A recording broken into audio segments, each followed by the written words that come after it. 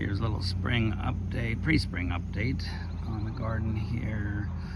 Front that we had about 50 volunteers throw in a Saturday with some foundational stuff already done. But here you can look, things are already getting cut back. Those are Gaura's there that give a gorgeous display of color. This time of year they need some pruning back to get them keep them compact. Here is some stuff that needs to be trimmed back. Here's some African daisy that's been hit by the cold. We either cut it back, you look down here in the middle, cut it back. He might come back, might not. That we replace it. That one doesn't look like he's happy. He'll probably just get replaced. Done a little start with some of the cleanup.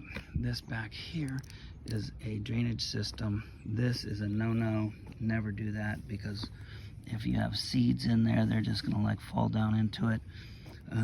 Throw them away if you pick them. And then here, this is to collect a little county required collection of the rainwater to get it down into the subsoil. But here's what you want to go for. Here is the foundation. Main thing on this whole display is, and landscape, is to hide that huge tall wall, but mainly the foundation. So Nandinas, that's going to get up about 6 feet tall. We've got what do we put in here? Some rock rose that'll stay about 3-4 feet, so it levels up. Got the Euryops, the yellow flower there, short-lived, 5-year perennial, but by that time it'll get the time for the Nandina to grow.